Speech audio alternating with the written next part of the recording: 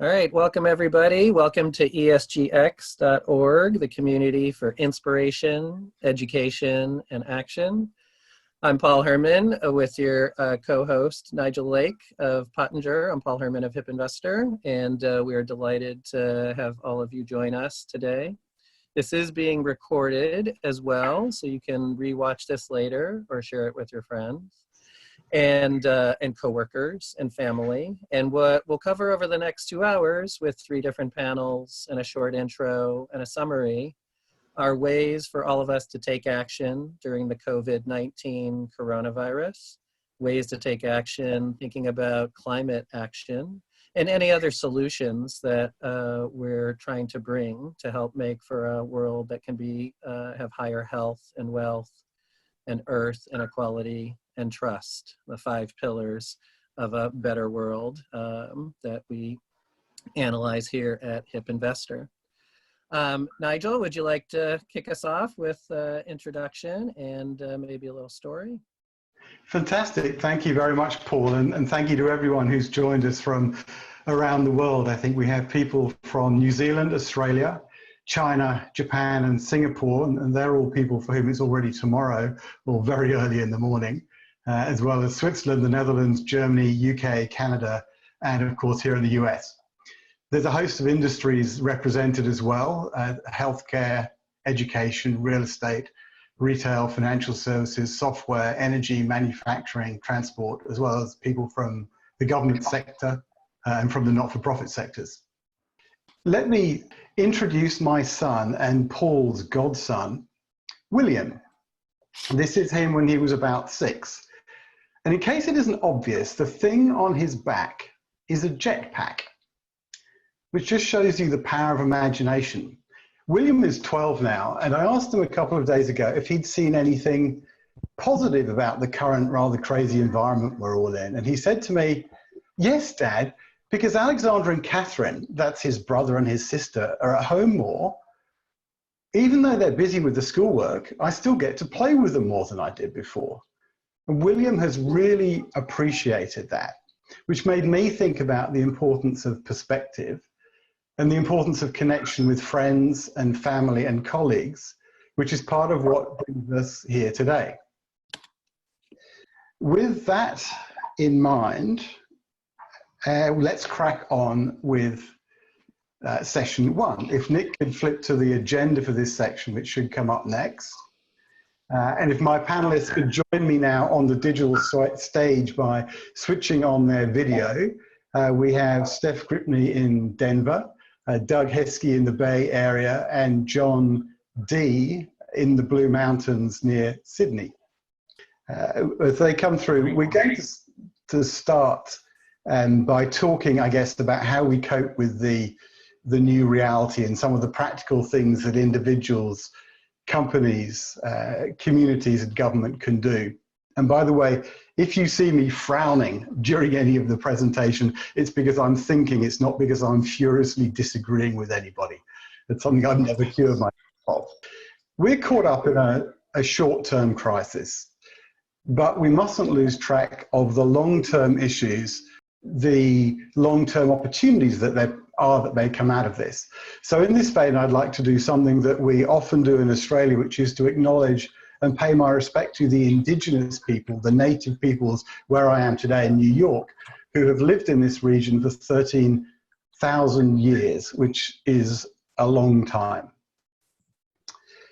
We are collectively dealing with a really complicated set of problems. So there won't be one simple answer, and there won't be one single set of answers that works for every country either. What I do think is that there are 4 principles that should guide all government intervention, which I've tried to show here very simply. First, flood up economics, the idea that we need to deliver support to the people that need it most in the most direct manner possible. Secondly, a fair deal, and I'm really thinking here about the corporate sector and whether it's financial support, loan guarantees, debt support, equity support, there really should be appropriate reward given for that support. There shouldn't be a free ride for private capital. That may be a controversial view. Thirdly, we should defend national interests, crown jewel businesses that will be the ones that create important opportunities and employment in the future. We wouldn't want those to fall into hands that then took those jobs somewhere else. And of course, many countries should be thinking this way. And fourthly, we must rebuild wisely. We must take this opportunity to invest in the future rather than just patching up the past. And again, I'm sure this is a theme which will run through all of this discussion today. And all of this is centered around long-term thinking. With that as introduction, we're going to keep this very much snappy. Each panelist will have 6 minutes, and Paul will ring a bell with 1 minute to go, which he may do now as a demonstration to keep us on our toes. Great, Nigel, thank you very much. And I'm so pleased this afternoon to hear you talk about imagination. And in our 3-year history at Newday, we've largely built this platform around this idea of creating a better world. So as a leader of an impact organization, like so many of the people that are joining us today, I have a very rewarding job. I get to witness all of these incredibly powerful businesses that we're building today for the future. And as a part of that, we do get to imagine a better world that delivers universal literacy, equitable and universal access to healthcare, a world free from poverty, hunger, disease, and things like that. And it's a really important time to be thinking about these things, to your point, because we need to be rebuilding wisely. And one of the frustrations that we've had over the last several years is that people don't typically respond to a crisis until that crisis is either right on their doorstep or in their house. And that's certainly the case today. And so there's different behavior that's being adopted today by people, certainly in our East Bay community and San Francisco communities, which is really rewarding to see. I'm broadcasting this afternoon from my 15-year-old's bedroom right now. But it's given us as employees of Newday an opportunity to really bond with one another, to spend time every single day, regardless of the fact that we may be remote, talking about how we advance this business. So many of us are also asking the question whether life will ever go back the way that it used to be. And we really believe that it will. There are going to be certainly opportunities that we have to upgrade from where we are and to learn important lessons from all of this. And here, particularly in the US and other Western civilizations, we have sat on this decadent pedestal of infallibility for some time. But one of the things that we're learning right now is that without appropriate mechanisms in our society to advance our society to a place that allows us to not just survive, but thrive in this new world, demand a different approach. And that's one of the things that we're trying to do as an organization, and I think all of the people are trying to do here on this call. There are many, many reasons to be hopeful. Just looking at our own community here in the Oakland area, there are local grocery stores that have allotted time whereby seniors can come in specifically over dedicated periods of time and not be subject to exposure through other citizens that may be shopping. There are organizations like eGrocery that is serving the independent grocer market right now and allowing a platform for these independent grocers to compete with many of the bulge bracket larger grocery chains to deliver their goods and services, and also to allow for online ordering. There are educational institutions, creative institutions like Minerva, based right here in San Francisco, that are providing their own educational system for free to other universities that don't have the ability to deliver their content and educative curriculum online. So these are just but a few examples of the really important things that are going on in our local community. And I reflect back to this time when I was a boy growing up in Connecticut, whereby I was oftentimes running into friends of my grandfather's, and they would ask me, "Are you Al Husky's son?" And I said, "No, I'm his grandson." And it was oftentimes followed up with a handshake or a pat on the back. And it was a recognition of how this community during wartime came together to support one another. And I'm really encouraged to see some of that same behavior going on today in our communities all across the country.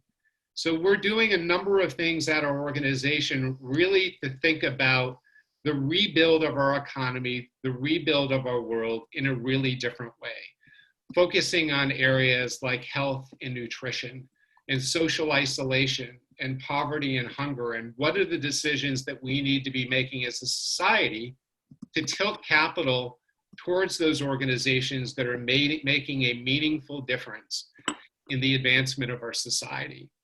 There are a lot of fundamental changes that we need to make in order to survive, not just survive, but thrive going forward. And so, but those are decisions that we need to start making today. As an example, in the area of sustainable agriculture, over the course of the next 60 or 70 years, that there will be 1 billion children that will be born into a malnourished environment.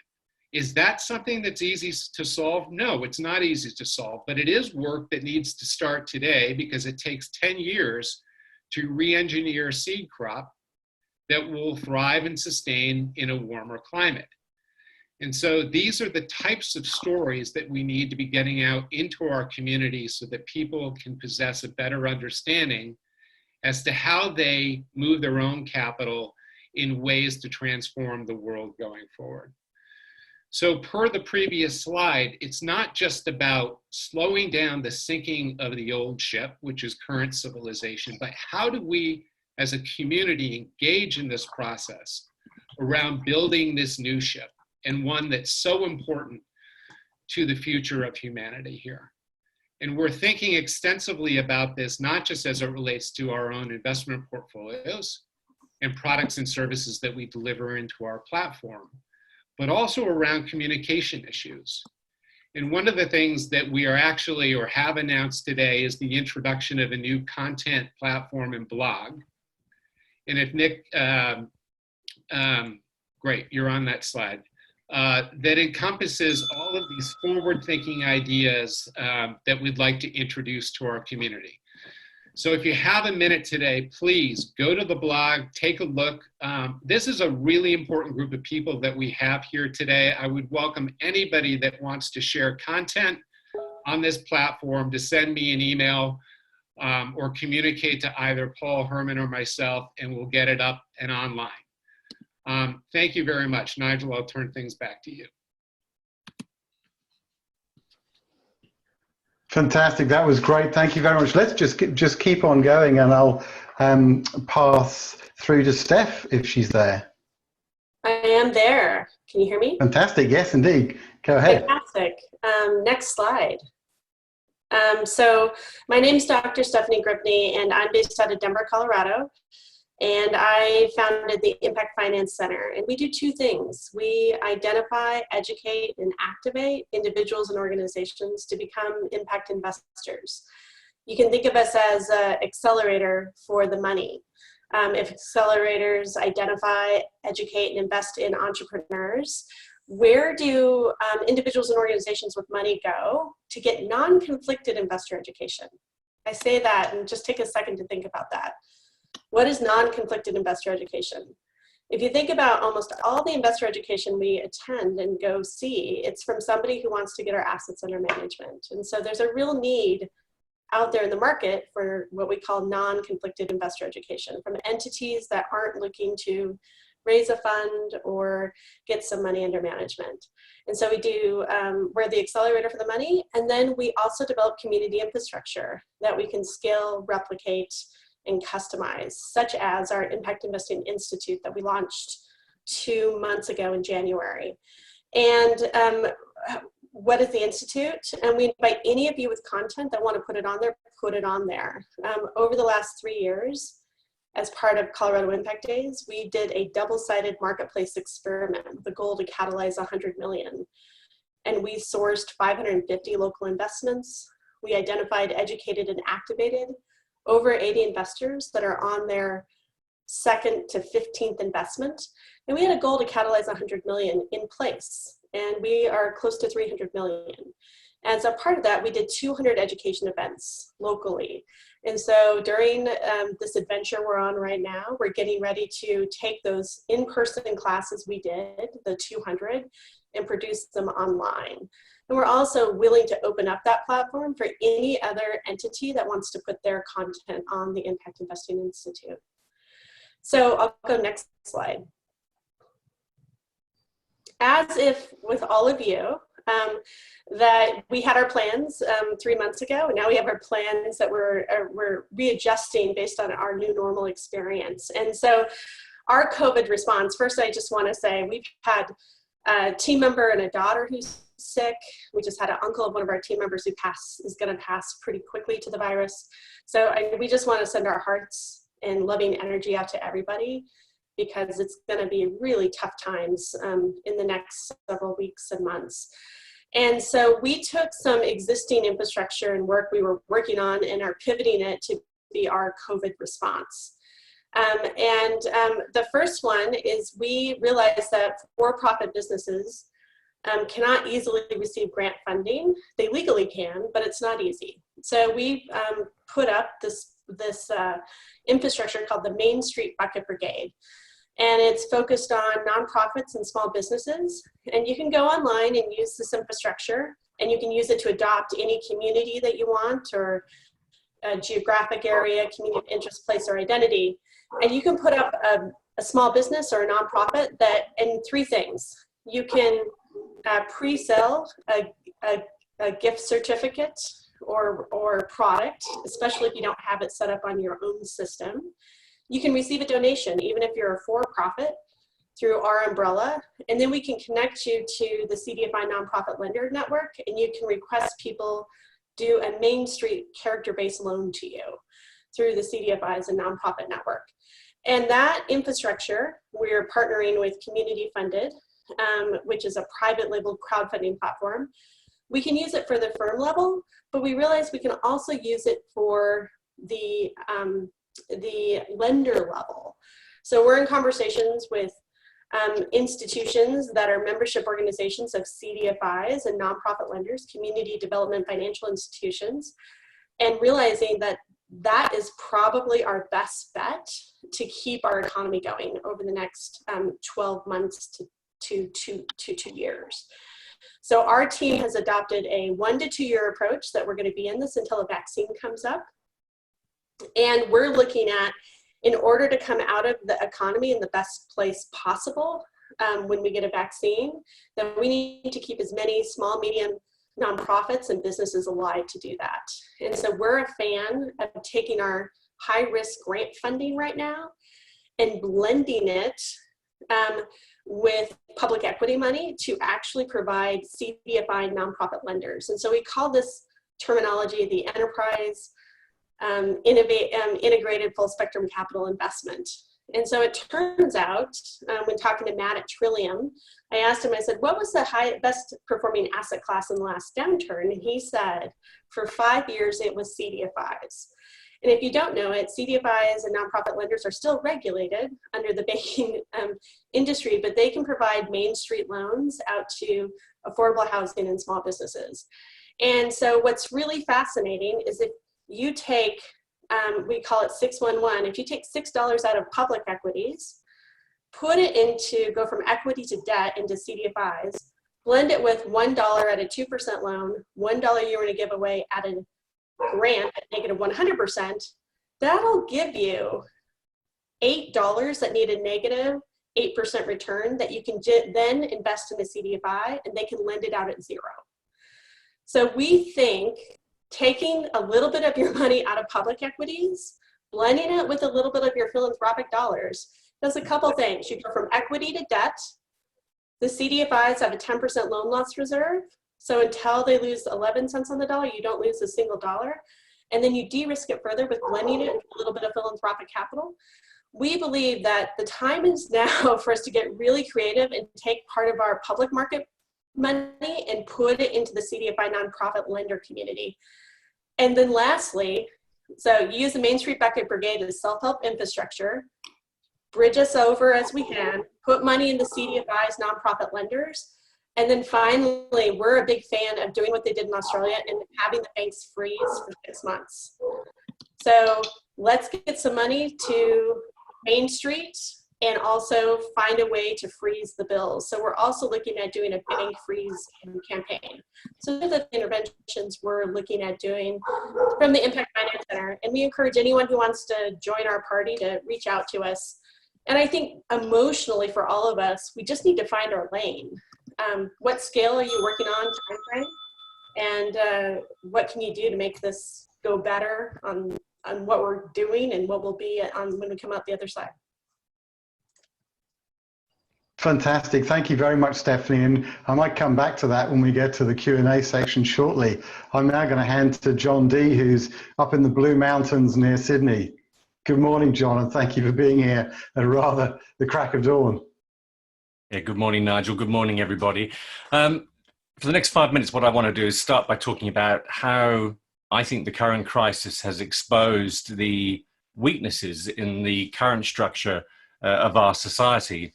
And at the end, I want to focus on some of the solutions I think that can come out of this. So I'll end by focusing on positives. Now, I want to argue for the next 30 seconds about the coronavirus and how I think it's shown that we're not running society and businesses in a truly sustainable way. Now, for economic reasons, of course, a key priority with political policy is on making sure that business is doing well, because as we all know, if you have healthy businesses, they employ people and that underpins a healthy society. And that's the theory of it. But my view is, and I think there's a lot of people's view, a lot of people have the view based on what's happening at the moment, that actually we don't have a healthy society, because in the coronavirus world we're now finding ourselves, we're seeing that not enough time has been spent ensuring that essential community services are properly funded and properly resourced. And I want to give you an example of that. As we all know from reading online news reports, watching TV news, we know that the coronavirus is significantly affecting the elderly in the countries that are most affected by the virus. Now, in my view, the coronavirus has shone a very strong light on the really poor way that we're looking after the elderly in Western societies. And I'll give you an example from here in Australia. We have an organization here that operates around Australia called Meals on Wheels. And Meals on Wheels provides meals to about 120,000 people on a regular basis, nearly every day, to mainly elderly people who are living on their own. Now, for many of these people, the volunteer that delivers their food is their only contact with the outside world. They're not getting any other support apart from that. So it relies on having a volunteer to go and even see them. But the benefit to the economy and society is that this enables the elderly to stay at home, in many cases living on their own. Now, this initiative is very heavily reliant on volunteers. And what we've seen with national, state and local governments is where you have initiatives where initiatives that bring out the good in society, that bring out volunteers, where people get involved and help out free of charge, they often get taken advantage of. And so we've seen a lot of situations with Meals on Wheels where national, state and local governments have slowly cut funding, withdrawn resources, to the point that this really critical service for all of these Australians is on the verge of collapse in many communities. And in fact, if you look at the current virus crisis we have, the number of users on a daily basis has gone up by tens of thousands, and a lot of their elderly volunteers aren't allowed to volunteer now. They've got to stay indoors. So unfortunately, we're in a situation where a really critical community service like that is just not getting even the most basic resources that it needs. And I would say that the elderly have created the brilliant economy that we've had, that we've built all our businesses on, and yet we're not looking after them properly in their old age. Now, we all stand on their shoulders. There's that old saying, we stand on the shoulders of giants. And I don't think we're doing enough as society to look after them. Now, for the world to operate sustainably, as we all know, the three pillars of sustainability are we've got to look after business, look after the environment, and look after society. But my view is we don't have that balance. Balance is not right. You know, and if you look at business, for example, big business is often looked after politically far more than small to medium-sized businesses.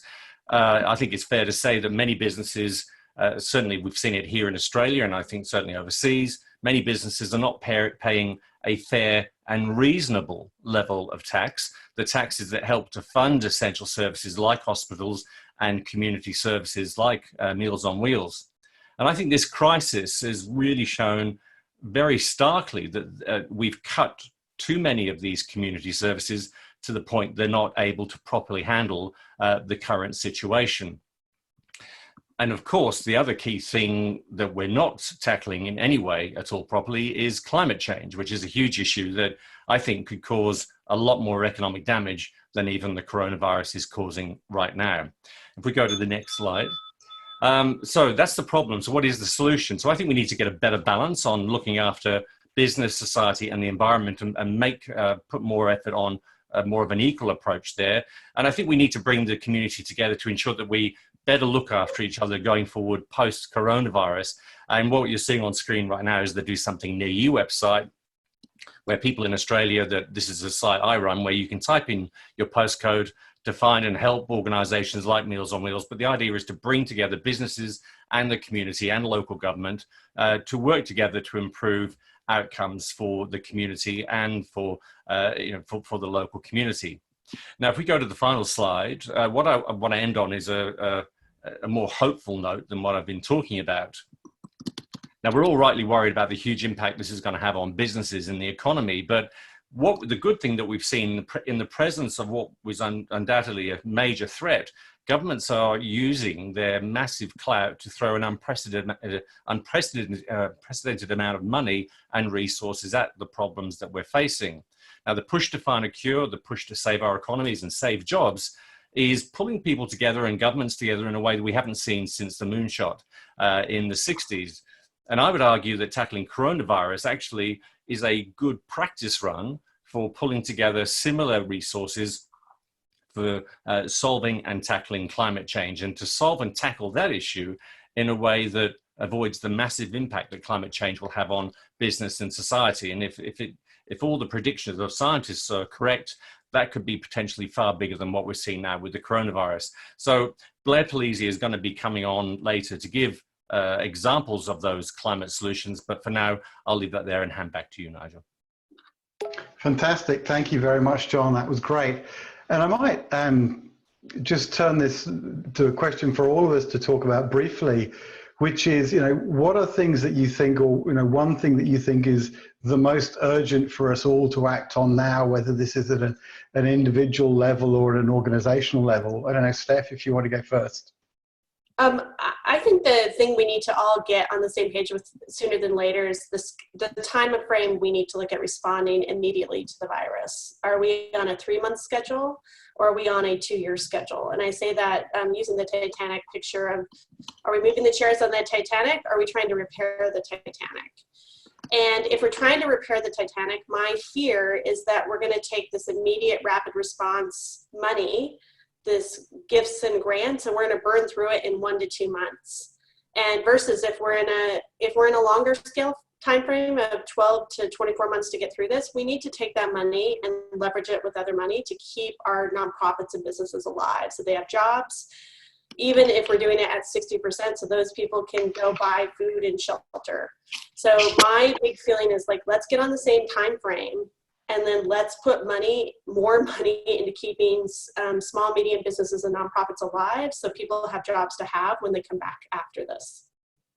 Yeah, I think that's a really important point. And I know one thing we thought a lot about is there's been a lot of focus through the very early response over the last few weeks about trying to deal with the income problems people have short term, whether this is as individuals or as a company, and not much has been done to think about reducing people's expenses and their liabilities. I've written a piece on this, so I won't talk about it now, but I'll paste a link to it in the chat shortly.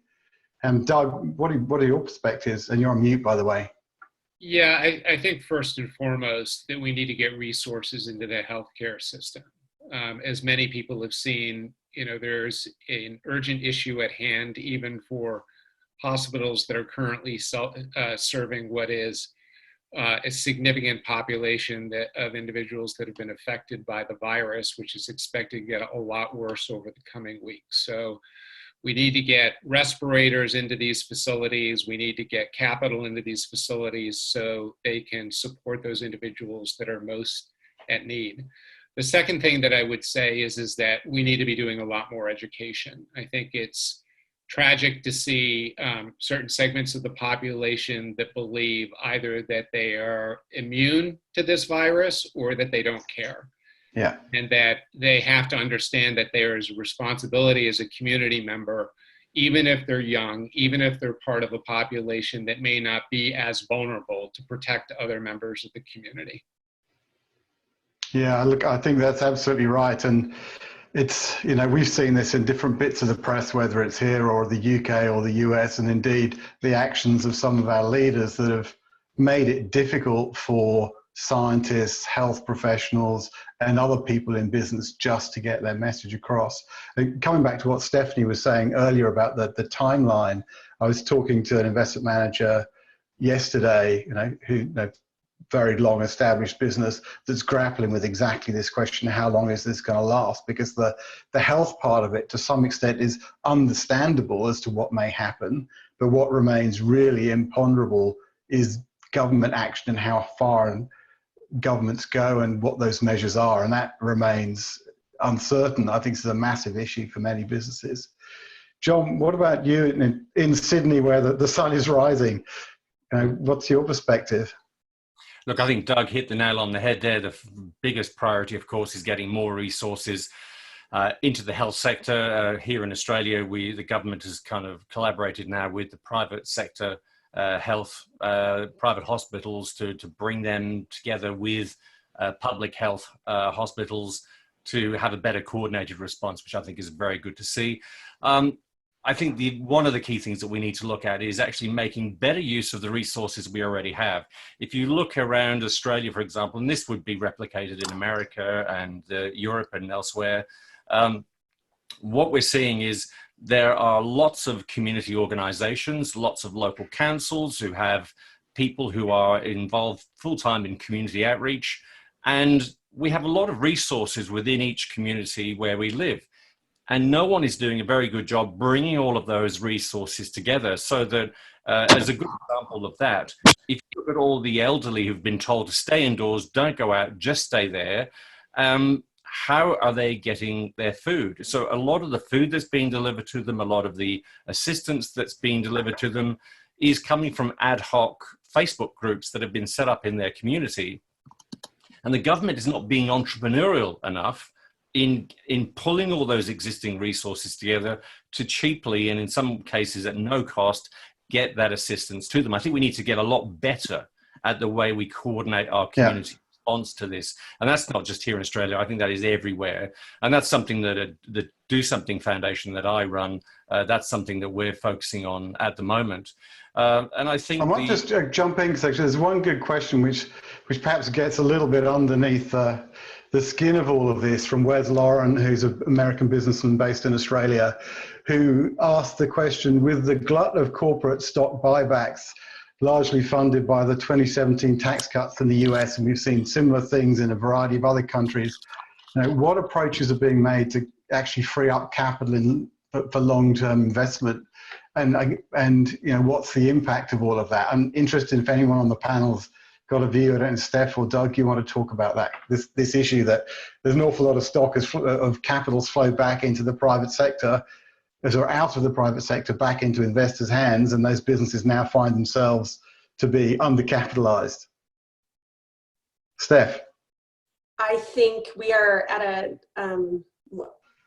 crisis in our democracy. That's what I will say. My colleagues in the East Bay, we say, first, it's about public health. Second, it's about our democratic institutions. Third, it's about our economy. And fourth, it's about human rights right now. And to see the same companies that received the tax cut benefits buy back their stock and holding their hands out for more bailouts right now is I think nothing short of a crisis of our democracy right now. So I think But that's what's being a done- brilliant. What's being done, what can be done, let me add to that really quickly. This is the time for shareholder action movements and campaigns in ways we've never seen it happen before. And so if we really want to take back our democratic institutions, I saw somebody post the other day that, you know, if a corporation's a person, they should only get $1,200 too. So I think, did somebody just, and so I think that this is the moment of time for the people to rise up and demand that their institutions invest long term. But I do believe we are at that crossroads of a crisis of our democracy and our institutions.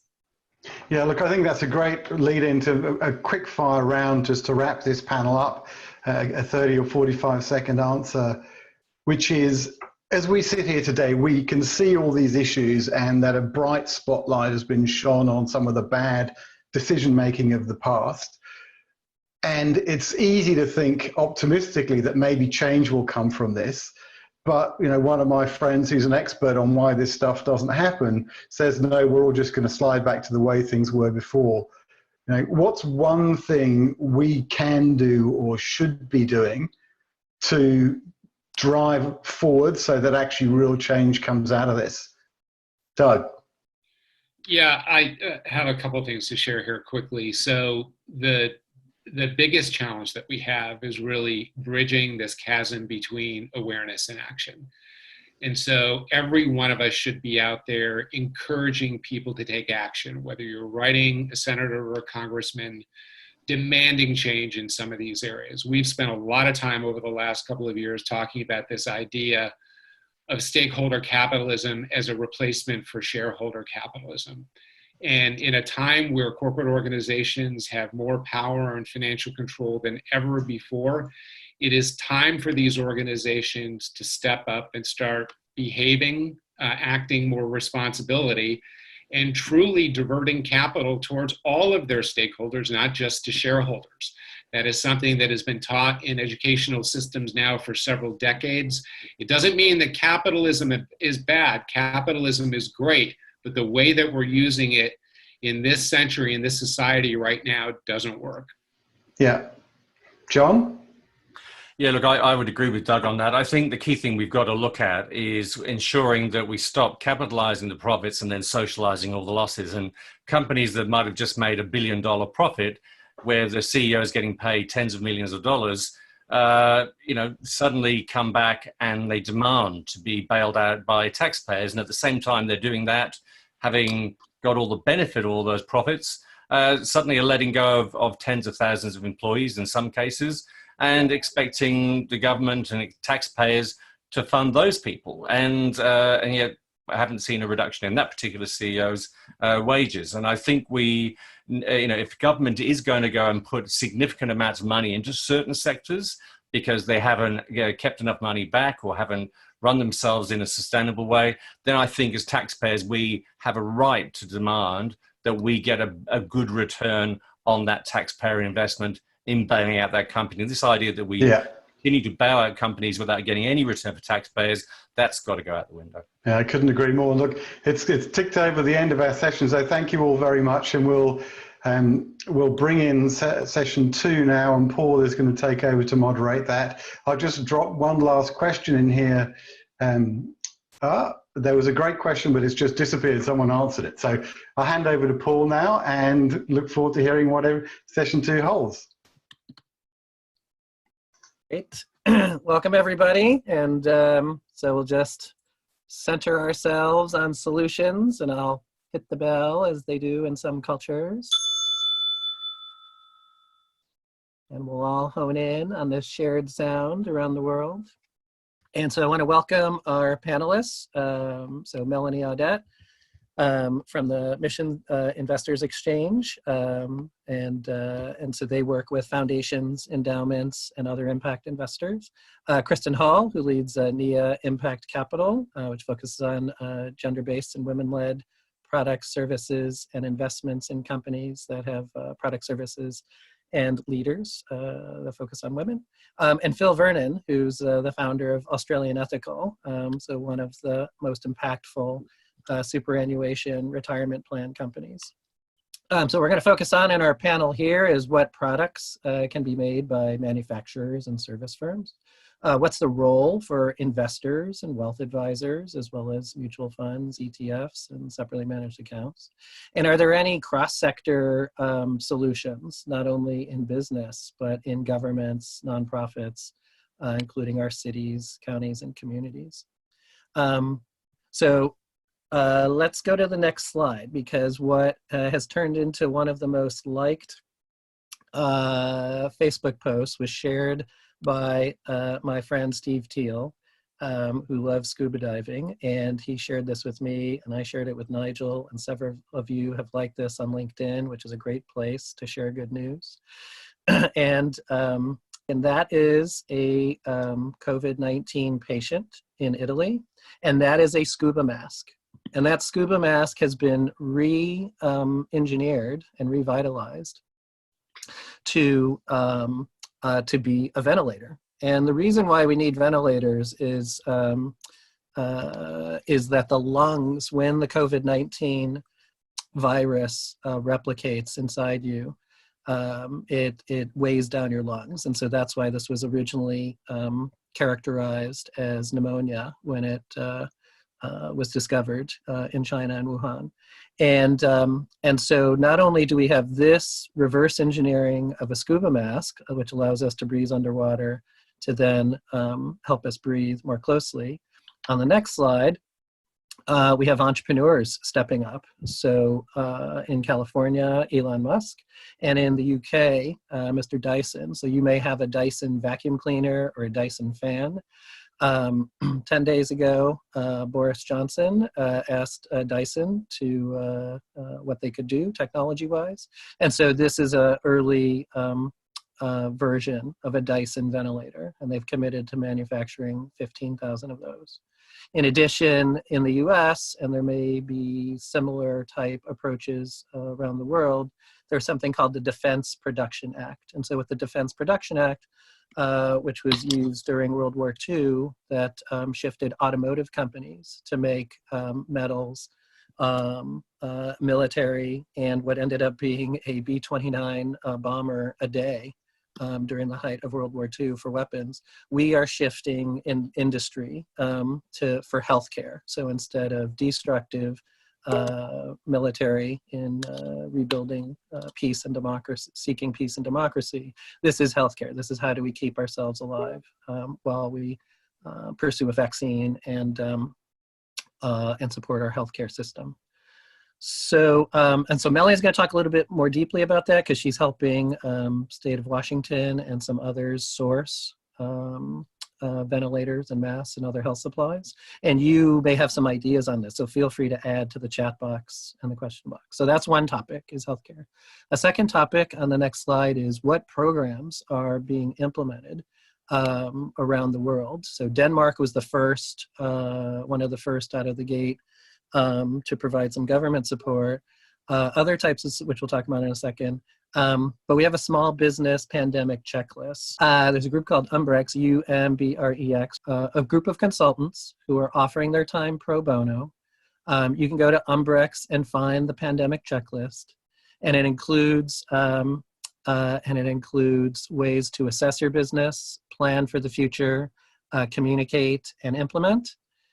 And so with this pandemic checklist, you can also request a pro bono consultant. Then finally, launching in April in the US, and there's similar programs in Denmark and around the world, is the Payroll Protection Program. This is actually one of the best PDFs I've ever seen. You can find this at the US Chamber of Commerce. And what it allows for is for companies, for small and mid-sized enterprises of less than 500 employees, and includes nonprofits, cultural organizations, and the like. You can apply through your through a bank that is enabled by the Small Business Administration to calculate your payroll costs, average payroll costs for most of 2019, as well as your rent. And then there's an authorized loan which is 2.5 times that average monthly rent. So essentially what they're doing is funding 2.5 months of payroll and rent, as long as you either keep your employees or rehire ones that you laid off and show through your payroll systems that you paid them for this time. And that loan will end up being a forgivable loan if you meet those criteria. So if you want to learn more, go to the, look up the Payroll Protection Program this at the U.S. Chamber of Commerce. This is a pretty great overview. We'll link to this when we share the slides. And we'll get into our panel. So Melanie, do you want to kick it off and tell us what you're doing, you and your network and community are doing to help solve problems like healthcare supplies? Paul, thank you so much. I just imagine what life would look like for all of us today if we didn't have access to technology. I just want to express my gratefulness and appreciation for our Wi-Fi networks, for this platform, and for all of us being able to come together this way. I know that not everyone has access, and that's one of the things we should be talking about. But today I am grateful for you bringing us together. You probably noticed a big smile on my face, Paul, when you brought up that slide, which is Umbrex, because that is a solution we have been looking for to help people on the ground to be able to access some of the resources that are coming available. To step back for just a minute, though, I'll introduce myself. I'm Melanie Audette. I'm the Senior Vice President at Mission Investors Exchange. We're a national network of foundations. We're a nonprofit as well. I'm based here in Seattle, which had the first cases in February of the Corona-19 virus. And so we've been living with this for a long time. And I'm kind of with William, who we saw at the beginning of this webinar, and really looking for, you know, the bright sides in a pretty bleak environment right now. And we're finding so many wonderful opportunities for communities to work together. What we're finding, and again, are especially grateful for, are that where we had these cross-sector partnerships and relationships, we have been able to work more closely together because we have been able to build over time the trust that it takes to be able to work cross-sector. And that means really philanthropy, foundations. We work principally with institutional philanthropy, so that means private foundations, community foundations, corporations, especially those with corporate foundations as well. So, you know, primary to a lot of communities here in the United States, many of them are have the benefit of having community foundations who both raise dollars from their community, and they also grant those out. They are able to know their community so well because they're on the ground, and you know, most investing is place-based investing when it comes to the end of it. And so these community foundations have been able to build a very rapid response in raising dollars from their community. They also, in many cases, have great relationships with government, especially local government, state government.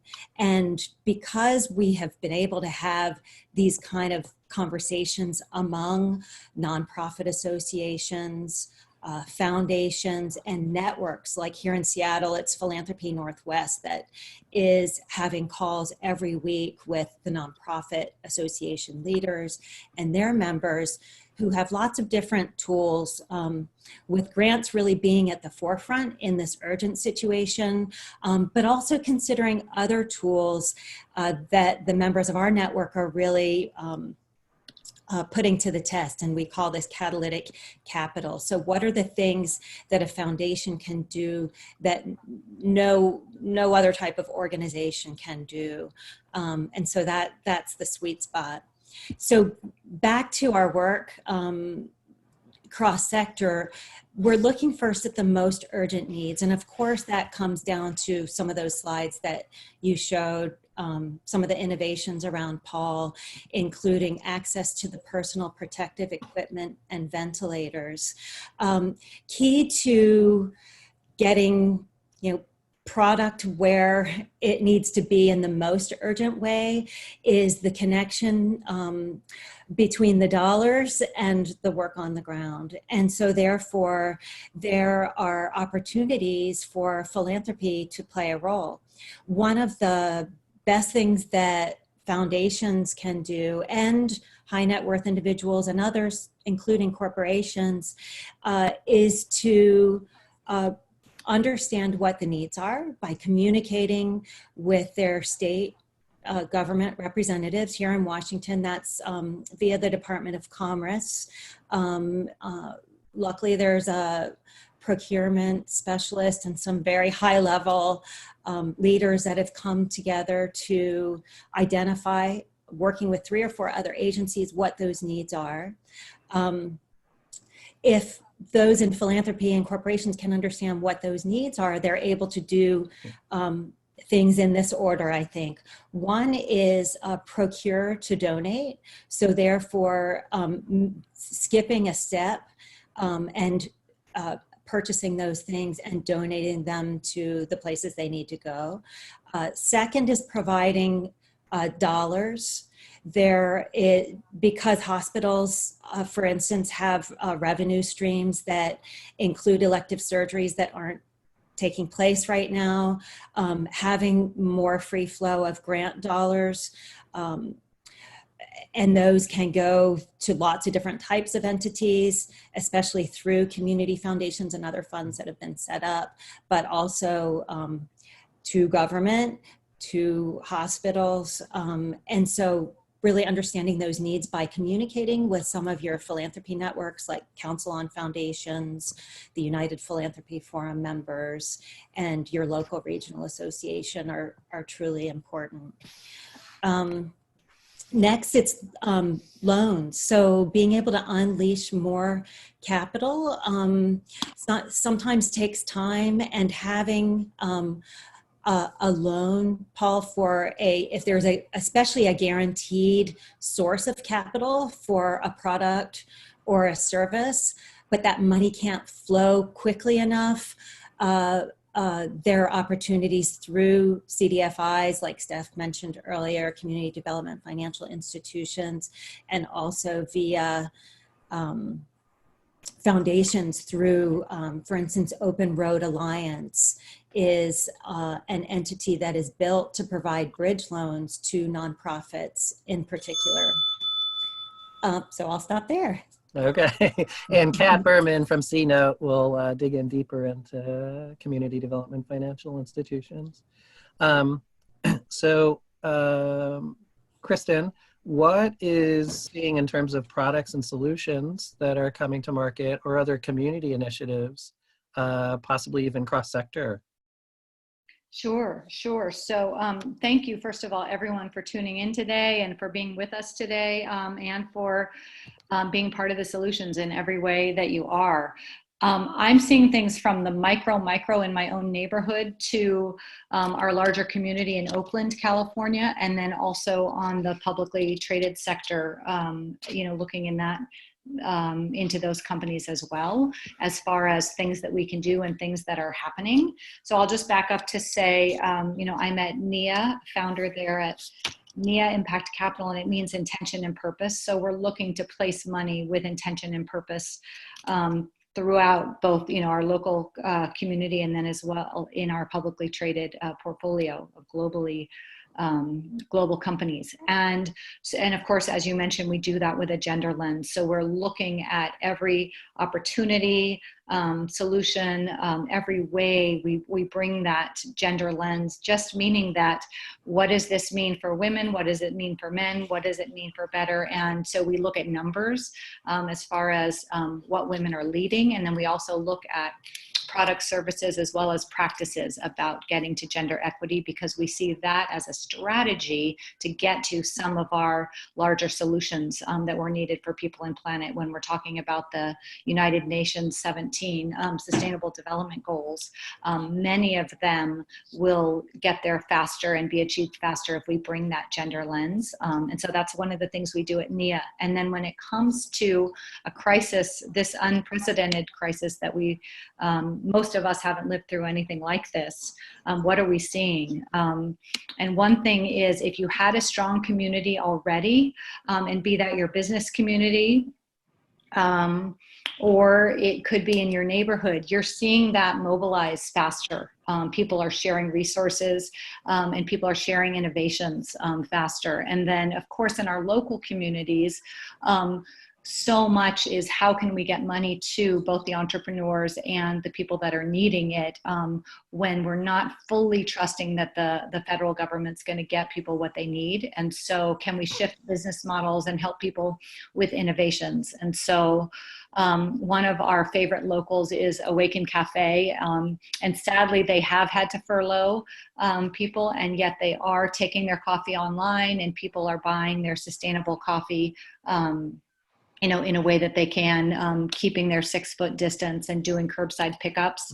We have a lot of people doing the curbside pickups, and then of course stepping in to do both the shopping and the ordering for the elderly, both because, as we know, they are more susceptible, but also they're less tech enabled. And so just one example, we got my mom and my stepdad on their first Zoom call last night, and one, it was hilarious, but it was also just a really interesting way to see how that older generation is going to navigate, some of the ways we need to be connected. Then on the global scale, we're really looking at what are those companies that have been working on the solutions for a while. Of course, with the gender lens, we know that those companies that have more women and diversity in general are more able to be innovative, and oftentimes their revenue comes from more innovations. And so looking to those companies to really be some of the answers.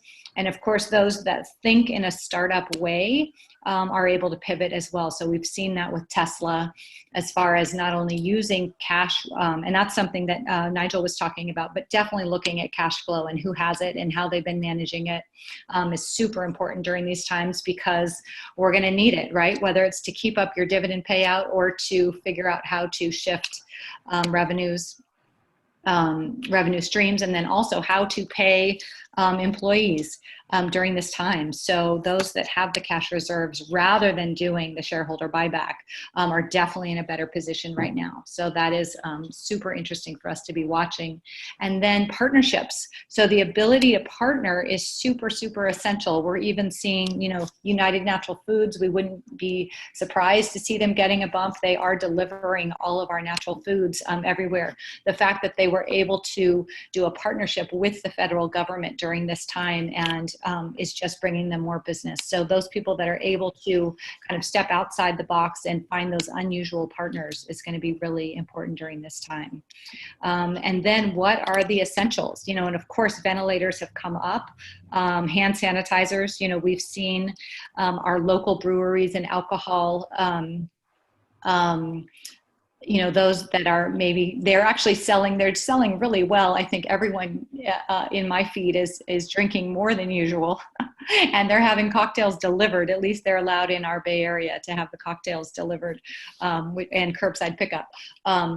Also, going circular economy wise, anything that might have been a discard can now be made into a hand sanitizer. So we're loving that those are getting either sold and or just distributed throughout the community. And so goodwill, I think it's the right thing to do. It's probably long-term the right thing to do for your brand, but it's definitely the right thing. We saw Tesla purchasing ventilators, which just a market signal, the fact that China had extra and a surplus, really good planning on their part, but also that does let me know as far as market timing, that they're feeling that they're on at least the other side of the really, really hard part if they're able to release and sell ventilators. And then, of course, those that are buying them and distributing them, you know, really great. So I've said a lot. I'll stop for now, and I know that we'll have time for questions and comments. Great, thanks, Kristen, and thanks for all your leadership in bringing these solutions to market. And Melanie, thanks for helping connect all the dots so that we can save more lives. All right, so a quick question on opportunity zones while Phil gets reset here. Melanie and Kristen, what are you seeing in terms of the value of opportunity zones? Opportunity zones in the US are 8,000 census districts that are low income or high unemployment. And so what solutions for COVID-19 or climate action or other social or environmental issues do you think can be solved through the opportunity zones? I'll give you a good example. The relationships that I mentioned, Paul, between government and the other sectors really came together because of opportunity zones. There was an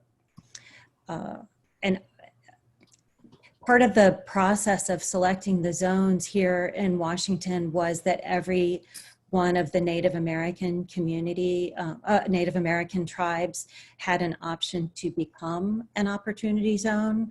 And back to your reference to, or my reference to broadband, there is a real need, and some of the fractures in our infrastructure are really becoming visible now and really are magnified because of the COVID-19 pandemic. And one of those is that children need to have access to Wi-Fi and hotspots and have laptops in order to take advantage of online learning. School districts are not able to provide learning for their communities if everyone isn't connected. And we're seeing this personally in our own homes and communities. But imagine being on the coast in Washington, in the Makah tribe is the example here in Washington, without access to the kind of tools that are needed in order to, you know, be an entrepreneur these days. You need to have Wi-Fi and a hotspot. To have children be able to learn, you need to do that. This is one of the projects that was identified in the Opportunity Zone work here in Washington. We've gained traction in these networks because of OZs, and now we're finding that there are real opportunities to meet some of the problems brought about by the pandemic in these zones.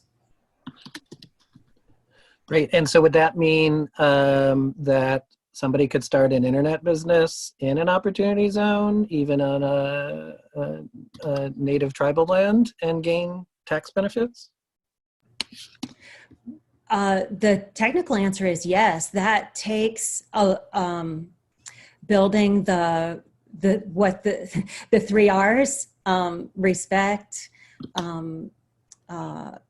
relationship, reciprocity, that's needed to really work deep in communities, especially in communities that have been left out.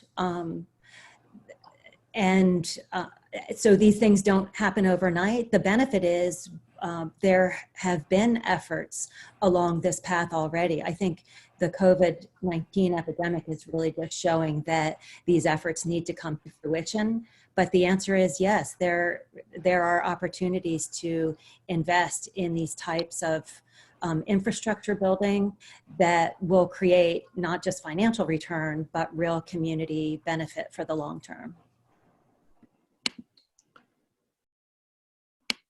Great. And Kristen, are you seeing any real estate investing or new venture investing related to opportunity zones that's also creating impact? Because when we spent a fair amount of time last year at HIP looking at opportunity zone funds, and they tended to benefit higher income or middle higher income properties and retirement centers. And I will tell you that when we asked the opportunity zone funds about how do they evaluate climate risk in Florida or Baltimore or Houston, they all said unanimously, oh, the insurance will cover it. So are you seeing any what are you seeing in terms of action there? Yes, sadly, Paul, I think that this went in with the best of intentions, and I'm seeing negative impacts from the legislation. And I'm definitely seeing basically the rich get richer and scooping up. And then also just the way the lines were drawn. You know, we have one side of Broadway in Oakland being an opportunity zone, and across the street it's not. So that it's just been a little bit odd that way. I'm also seeing particularly from a colleague, Tracy Gray, who has a venture fund that is helping businesses that are in opportunity zones move to helping them do exporting, and their businesses are now being dislocated. So they were already there trying to just operate, and now big buyers are coming in and taking out different things. And so that that's been sad to see. I've also seen, rather than putting money into retail in opportunity zones, I've seen condos where and high-end apartments. So condo, at least somebody gets to own them and, you know, get some kind of a real estate benefit. Whereas with the apartments, it generally is serving to do gentrification. And then the local coffee shop is then replaced with a Starbucks, and, you know, so, and on down the line. So I'm sad to report that I don't have positive stories on opportunity zones yet. Okay. Well, I'll jump in for Phil. It's April 1st in Australia. Unfortunately, that means some unstable internet. So hopefully Phil will come back and we'll give him some space to talk if he does later in the program. But one of the things that Phil built at in Australia was Australian Ethical, and that's a retirement company that offers retirement investing. And for those of you around the world who are not aware, in Australia, the law mandates that employers put in 9.5% to 10% of income to employees' retirement accounts, and that grows to 12% over time. And what Phil started at Australian Ethical was a specific platform to offer more investment solutions that are environmentally and socially focused. In the US, the 401k and 403b plans are managed by and approved by fiduciaries related to the companies. So, and in smaller companies, small and mid-sized enterprises, they actually could be quite responsive if you speak up. So one thing all of us can do in where we work is to advocate for 401k, 403b, and retirement plan options that allow some of those opportunities. And Ian Monroe from Etho Capital is actually inside several, his exchange traded fund, Etho Capital, he's going to tell us about in panel 3, is part of that. So Kristen and Melanie, any reflections on how people can be more active through their retirement plans? I can start with that, Paul. So, I mean, if you just have 401k, it's a little bit stuck. You know, it's a little bit tricky. And just a note on that, you know, for any accounts really, but definitely if you're in your 401k, now is a great time to, you know, get rid of the oils, you know, get rid of fossil fuels. If you were holding them anyway, you know, the likelihood of them coming back, just the way that's a commodity and extractions are less. So it is a good time to really revisit all of your finances at this time, and, you know, make some decisions about what is the world you want to see, and then see how you can move money towards those things. And oftentimes the solutions, while many of them even are going to have a harder time on the short term, you know, if we can make it through the next couple months, they're going to be the winners on the long term. So that's just about every retirement. Then of course, with the IRA, getting things, you know, that it's actually, you know, I would love to say our retirement is set up for this, and yet, you know, many of the great CDFIs and those products aren't actually available in 401ks yet. So or even in the IRAs. So that part can be a little bit tricky. All right. And Melanie, how about like foundations and endowments can not only give grants, they can do program related investing of debt and equity through their grants. They can also allocate their corpuses to the mission. So what are you finding in the Mission Investors Exchange in those spheres? A lot. I mean, that's primarily what our foundations are doing generally as far as in response to COVID-19. You know, there are debates around going deeper into the endowment. And of course, there are pros and cons to doing that. There's a sense of urgency that foundations such as Mary Reynolds Babcock Foundation in the South, you can look up their blog about this, but they are one that has said that they see the need to dig deeper and devote more resources to the response to the COVID-19 pandemic. Generally speaking, this could be, you know, quote, a safer way to go for some foundations, notwithstanding the urgent need for grant capital and unrestricted grants to their grantees, especially small nonprofits that they want to see come out on the other side of this. I can't emphasize more the need for grants. However, there are opportunities to invest in preservation of affordable housing, for example. In Oregon, there's an example of a bond-like opportunity there with a guarantee put on by Meyer Memorial Trust for a 4% return for that preservation of affordable housing, which will be very much needed as these as behavioral health facilities and criminal justice facilities are releasing folks to avoid crowding and the transmission of COVID-19. There need to be homes and places available for these people who are reentering or coming out of facilities that are releasing those folks. But so the bridge loans in particular, guarantees, you know, utilizing those balance sheets, corporations can do that. Foundations can utilize their balance sheets in order to unleash more capital from banks through guarantees that they provide for those loans. Super. All right, I've done it to all of us, and now it's time to do it to us. So we're gonna stay on time here and close our panel out. I want to thank Melanie of Mission Investors Exchange, Kristen Hall of Neo Impact Capital, and Phil Vernon, founder of Australian Ethical. And if there appear to be some internet issues down under, so but Blair Palese is here to lead panel 3. We're testing live streaming to Facebook so that anybody can join. So we'll do a half hour or maybe longer. If Phil joins us, we'll add him to panel 3 if he gets back, and then seek to wrap up at the top of the next hour. So Blair, ready to take the reins? How are you? Our session will look very specifically at the solutions and opportunities that can come out of a coronavirus crisis, and in particular the learnings that we're seeing that could be applied to a whole range of issues that require similar collective thinking, funding, innovation, and collaboration. And our panel is an expert group who can touch on a whole range of aspects of what we can take from the lessons of today and apply as we go forward.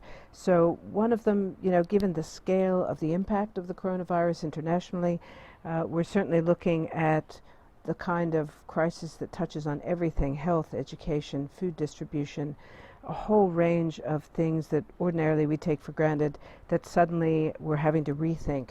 And in that package, of course, is our economy and how we distribute wealth, what things work, what things don't, the necessity of looking at how many are disadvantaged and are instantly impacted by a change in that economy, and the need to shore up where we can more certainty for bigger numbers and as quickly as we can.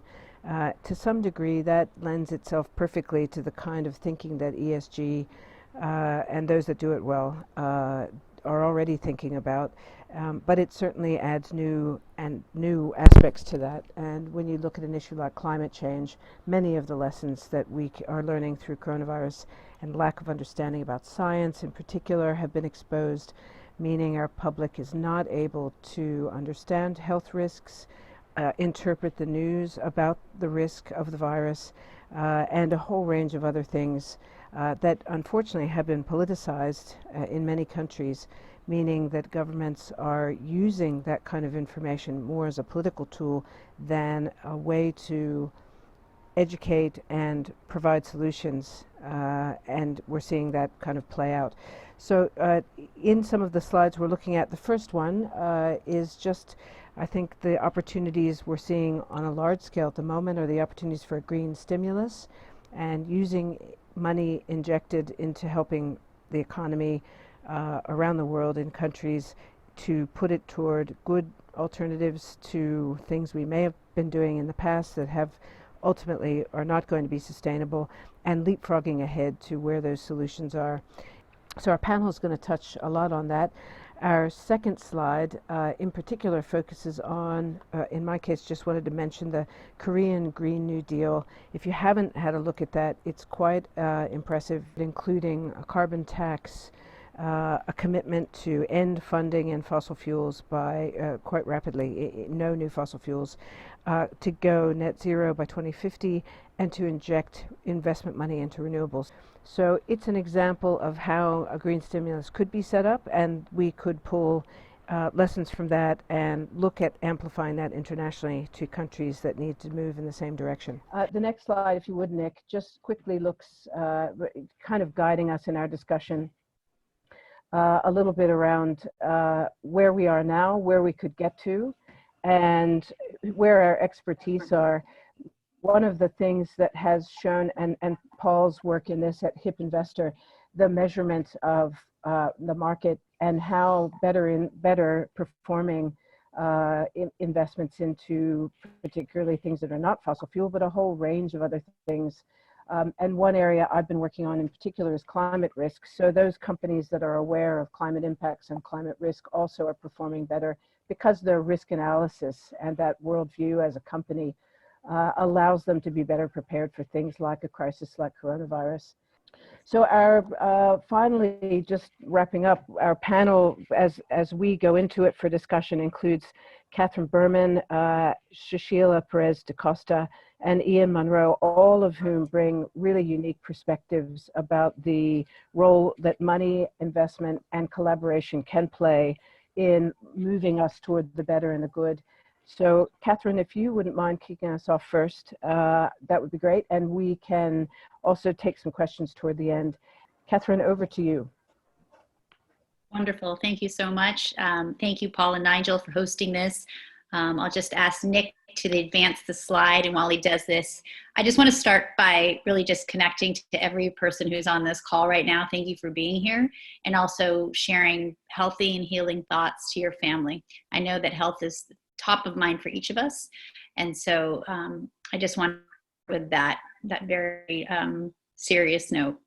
What I'd like to share a little bit today is what we're working on at C-Note, and more importantly, some very actionable steps that each of us on this call can take during, after, tonight, tomorrow, to do something. Because I think there is an understanding that we're reading and hearing a lot, but that call to action or that ability to actually move on our intention can be stifled.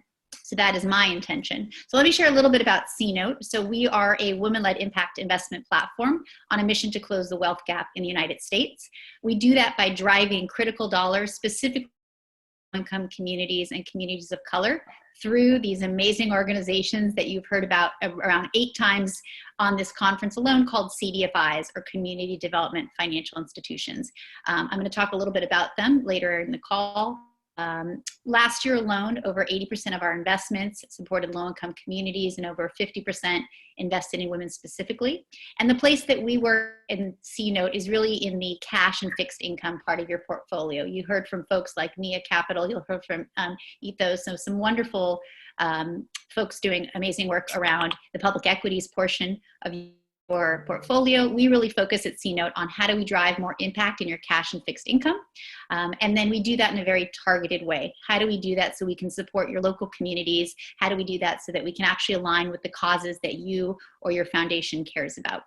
Next slide, please. So because we focus on the small business area working with CDFIs, I want to talk about some real case studies we're hearing. We've been on the phone working very long hours, as I have a feeling many of you too have, really under what's happening to many of our local small businesses and what they're going through. You'll see on the left, I put a couple statistics that you may already be familiar with. The average small business right now has around 17 to 45 days of cash on hand. That's it. That's all, which means many of our beloved small businesses are at the risk of closure, at the risk of layoffs, folding all together if they do not have immediate and long-term support. We also learned that over 67% of small businesses do not feel confident. They feel uncertain about access to federal aid or even how to apply for any federal aid. And so there's a real disconnect between what is needed in the market and then what some of the solutions that are out there. And so then when we interviewed small business across the country, we learned that these were 3 of the things that they have asked for in terms of supporting their entrepreneurial endeavors, supporting their small business. Over 83% of them said that grant capital right now would be absolutely critical for them. Over 73% said that delayed and deferred payments would be really helpful. And over 70% said that reduced interest loans would be incredibly helpful at this time. And then I want to focus your attention to the slide of the need is now. These are real people. Nope, let me go back, Nick. That slide shows real quotes from real people who own real business, some that are in your backyard. We tried 3 different cities from across the country to get a sense of folks' experience. I'll just read one of them aloud. Last one, which says, business has dropped off. People are afraid to go out in public. Yesterday, we had 0 customers in the shop. Today, I only did $4 in sales. It's truly terrible. Now, I think all understand that it is important we stay home and it is important we are off the streets. And at the same time, it is important that we don't, that we address economic impact that this is happening on specifically low-income communities and color. And so how do we both honor the safety that the precautions we all need to take while also supporting another and our small business community during this critical time. Next slide. So this last slide is really about the how. I talked a little bit before, we keep name dropping CDFIs. If you're not familiar with CDFIs, I encourage you to Google. You're welcome to visit our website to learn more, or OFN, and I'll share it. I have some resources here on the site and I can post. But CDFIs stand for Community Development Financial Institution. CDFI is basically a community lender, many of whom are both non and for-profits. And their purpose, really, their goal is to address underserved communities with fair and responsible lending. They spend year-round time to both support small businesses in underserved communities, but also see them thrive.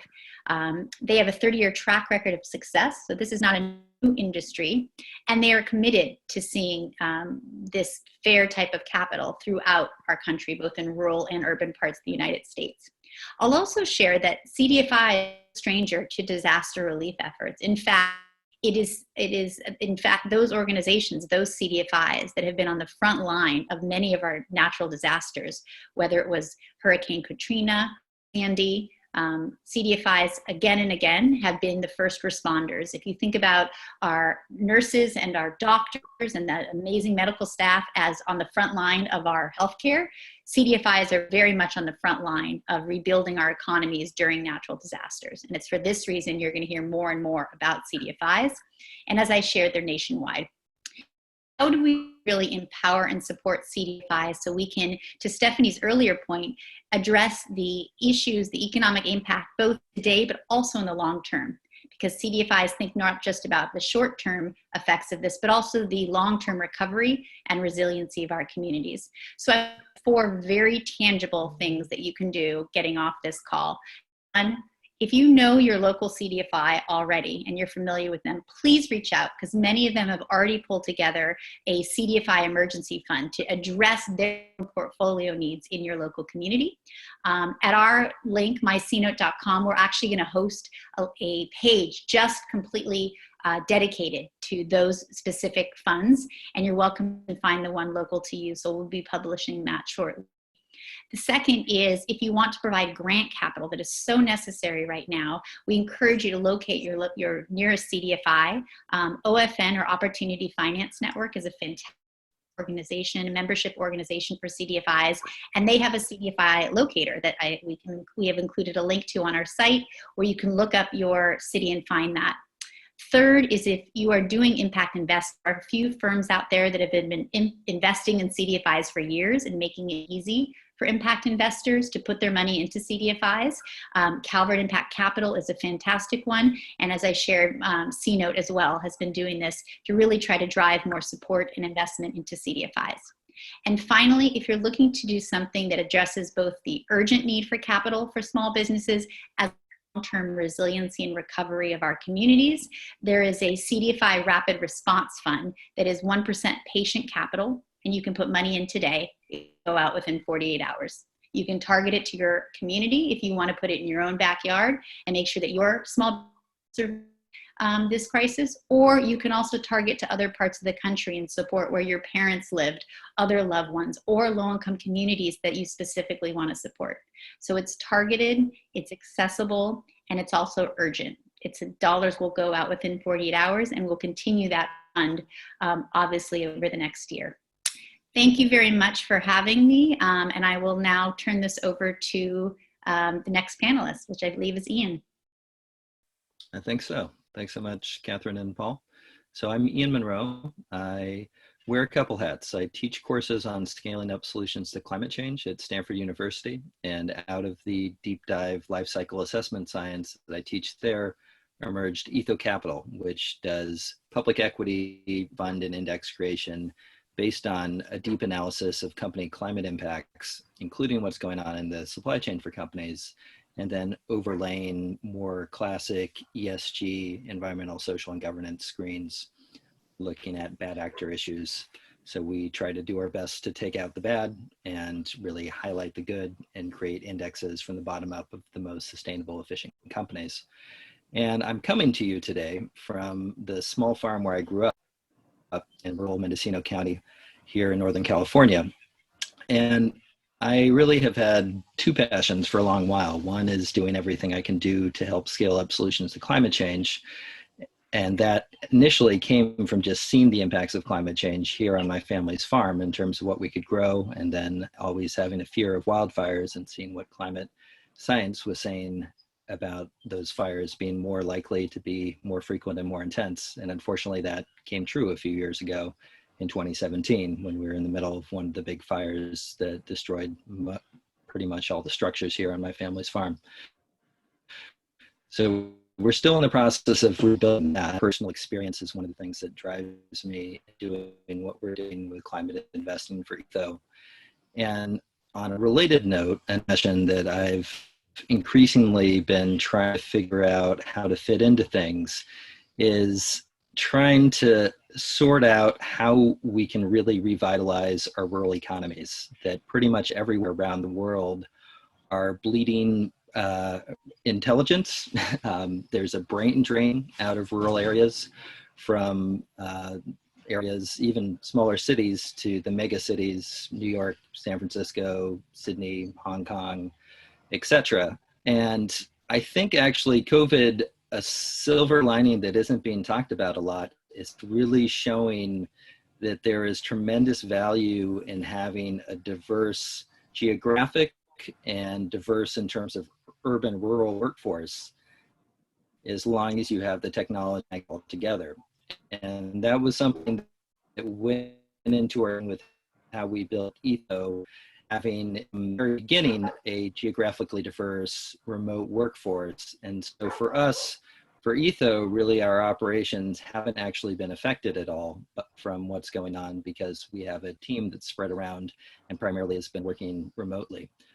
So I think that's something that we should keep in mind as we are rebuilding our economy really everywhere in the world, is how can we encourage all companies where possible?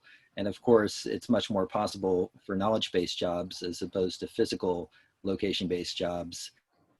Diving into what we're doing with ETHO and climate change and how climate change may be impacted by what's going on here with our COVID global crisis. For ETHO, we take this deep dive into company supply chains and look at the climate impacts in every stage of the supply chain, not just what's going on directly within a company's operations, but all the physical products and energy, raw materials, chemicals, etc., that go into the supply chain elements of what a company does to put out products and services into the world. And the supply chain, for most companies, that is by far the biggest chunk of a company's climate impacts. It's on average over 85% of a company's climate impacts. And so if you really want to get at which companies are leaders in terms of decarbonizing their operations, it's really essential to look at what's going on in a company's supply chain, not just the more typically reported numbers on what a company is doing directly within its facilities. So that's the core mission of ETHO, is to do this deeper dive into company analysis and elevate what we call climate leaders, those that have the least climate pollution in every industry that we look at per dollar invested. Can we move on to the next slide? And so for ETHO, we've helped create 2 indexes and associated ETFs, US index and associated ETF, the ETHO ETF, and a global index and associated ETF, the ETF. And this is how they've performed since inception. And of course, I need to make the SEC happy and say past performance can't guarantee future results. But as you can see, in general, they have done substantially better than their respective benchmarks, S&P 500 for the US fund, and then MSCI ACWI for the global fund. And you can see in there that cliff there to the far right, which is where the market has gone in just the last few weeks. And certainly we're doing bottom-up index fund creation of these more efficient, sustainable companies.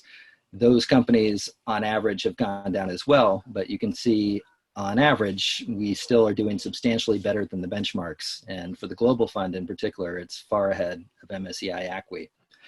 And this just brings up something that we should be thinking about, as particularly we're managing not just our personal investments, but institutional investments, is really trying to move beyond the classic index benchmarking that has been done.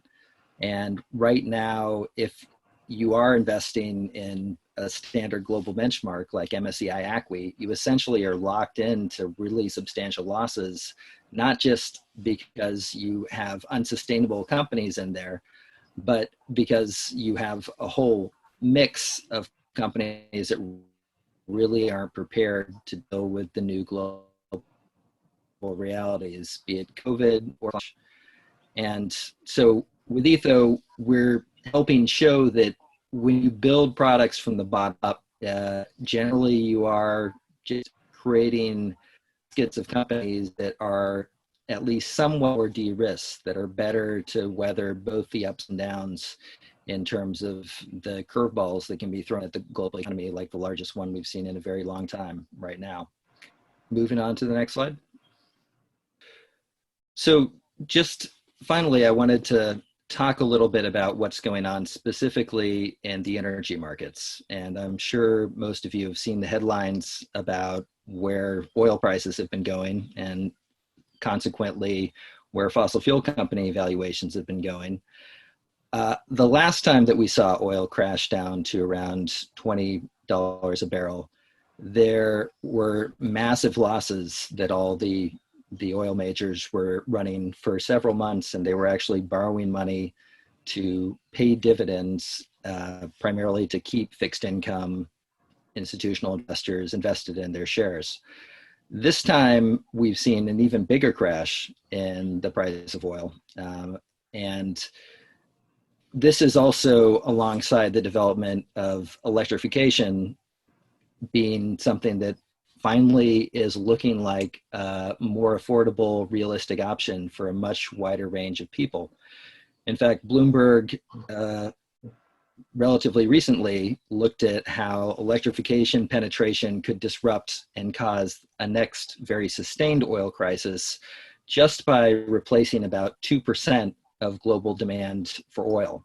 Right now with COVID, we have already seen around 20% decrease in demand for oil. And so that brings up the realization that oil is really looking like it may be on the way out a lot sooner rather than later, given that the price is certainly not something that can sustain a lot of entrants in the industry right now. And we're probably going to see a lot of energy industry bankruptcies alongside other industry bankruptcies. And you combine that with the fact that we now have really viable alternatives with cheaper and cheaper electric vehicles, cheaper and cheaper battery systems, cheaper and cheaper renewable energy. It really doesn't look good for oil in the near term and long term. And that really is a good thing in terms of climate solutions scaling up. Something else that I help advise is the nonprofit called Climate Neutral, which is helping companies certify that they are decarbonizing their entire operations by reducing emissions where they can, and then offsetting or paying for carbon removal for the rest. And one of the really positive developments we've seen in this COVID crisis is that those climate commitments really haven't changed. Companies still are increasingly going all in on becoming part of a climate solution as opposed to part of the climate problem. And I think increasingly those that have been working on climate are really seeing parallels and seeing this global mobilization that now is driving changes we never thought possible in the economy for COVID as something that could be translated really into a Green New Deal for the world. So those are the positive developments that we see moving forward with ETHO. And I'm happy to always geek out more about climate and investing, and I'll hand it over to the next panelist. I'm Sushila Perez da Costa, head advisory at a little firm called Regnan. Regnan was established about 15, 20 years ago by institutional investors in the Australian market, so very much institutional, the Federal Public Servants Super Fund at the time. And it was established to try and figure out what was relevant for their portfolio that markets were not capable of addressing. So that's the focus that we've had all along. We've been part of ESG investing and ethical investing and a series of other forms of responsible investment.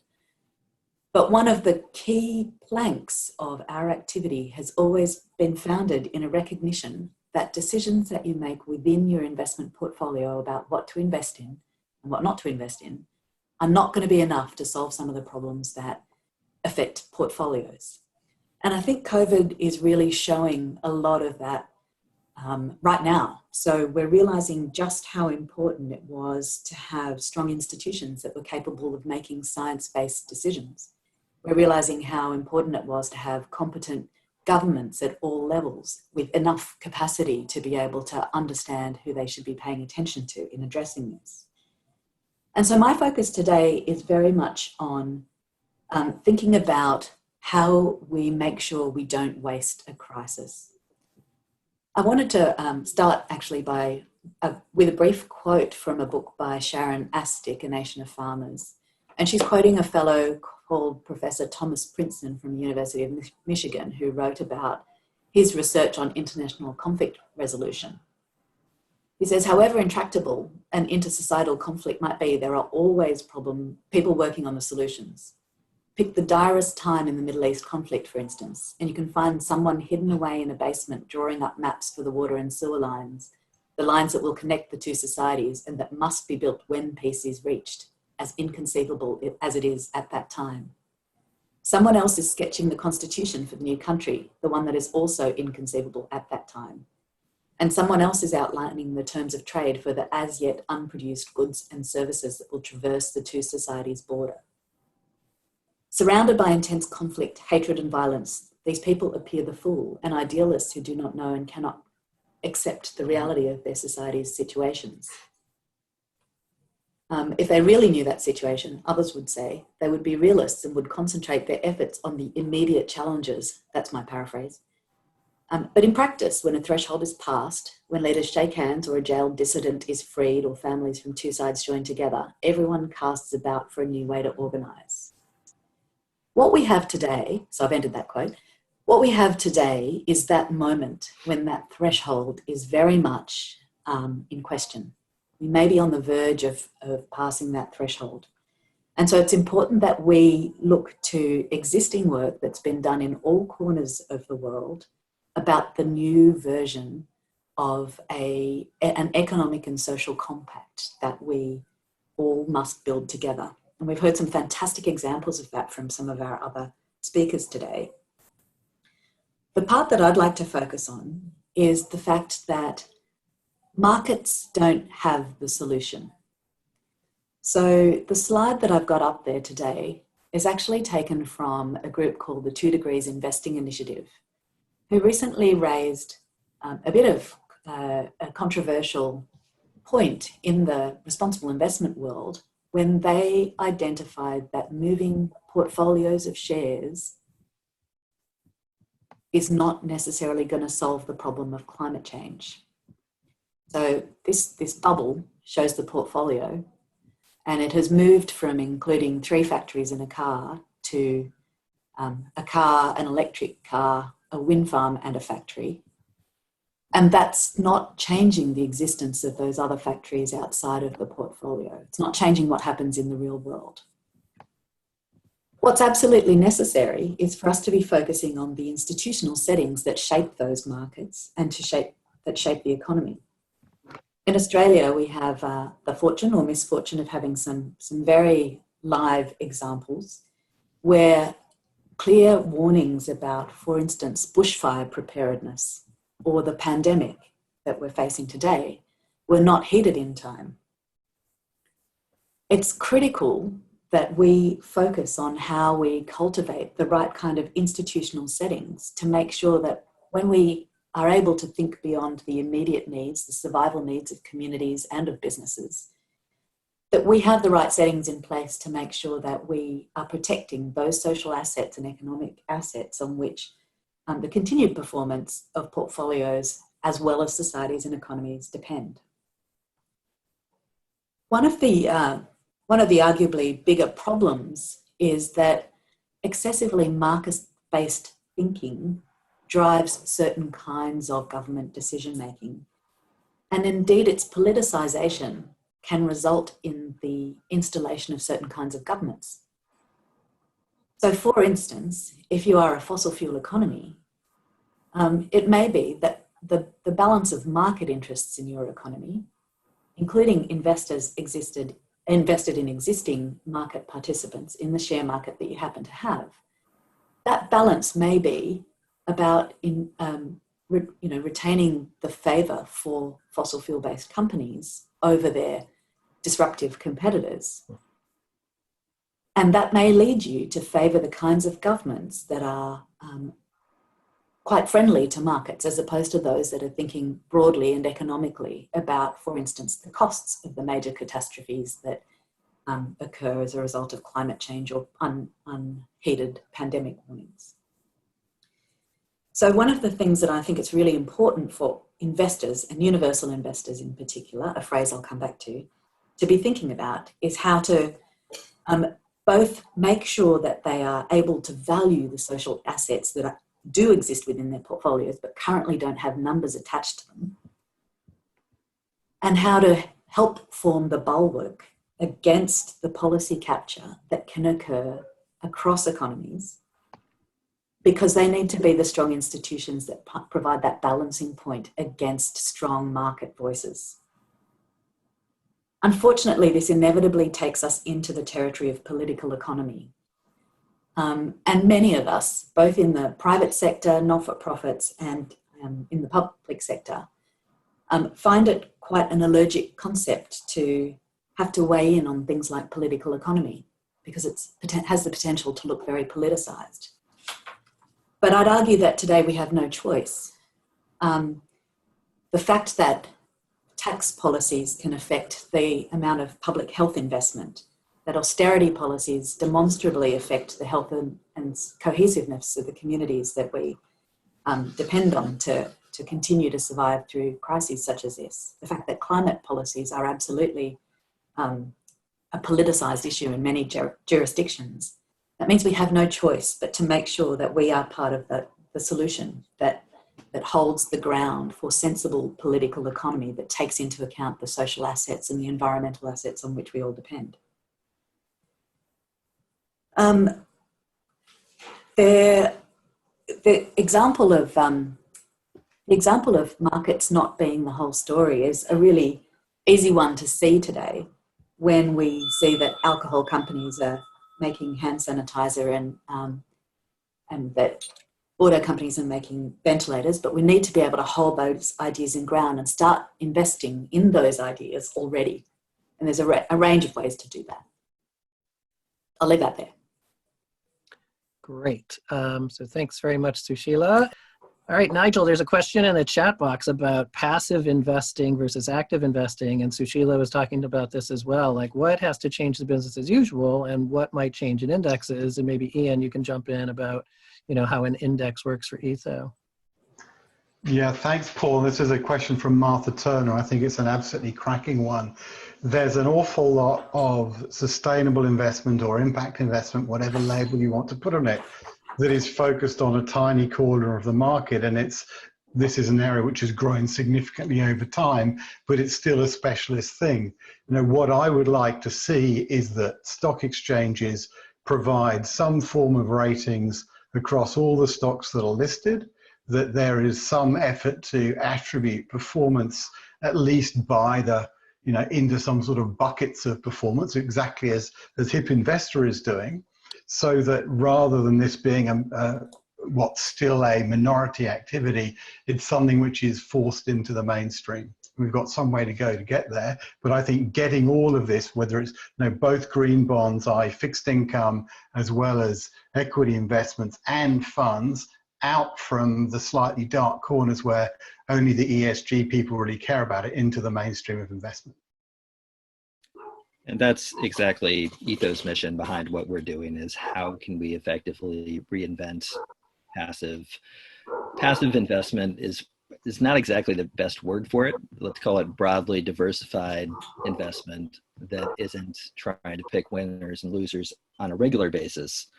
But what we're doing with ETHO is really trying to reinvent market benchmarks and create indexes from the bottom up of the most efficient, sustainable companies. And the really cool thing is we're showing that even in crazy market conditions, that generally just seems to be a better way to do. You can call it passive investing, you can call it index investing, call it whatever you want, but broadly diversified public equity investing. And I think the only way that we bring this all mainstream is to show that the performance is there, that it actually is not just something that can equal conventional passive index performance, but can actually best it pretty consistently and do that with the same sort of low fees that investors increasingly expect from diversified passive index investing. So super. So Kat and Stephanie, you're on the front lines of bringing this to Main Street, including communities. Kat, people can do that through my C-note to not only park their, consider moving their cash into something that's more of a frontline loan that generally has high repayment rates. Is that right? Yeah, that's right. We have a couple different vehicles.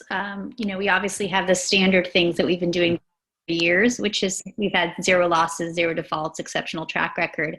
But I think what we're trying to highlight right now is impact first, which is, small business communities and the CDFIs that support them have made it very clear what are the most flexible, helpful tools that they can use to help keep them going, keep them afloat, and then to weather this crisis so that they can come back stronger, kicking, and be that sustainable business that we appreciate. And so what we're trying to do is just respond to that need and create an easy way for folks to do it. And again, I think on the charitable side, it's OFN.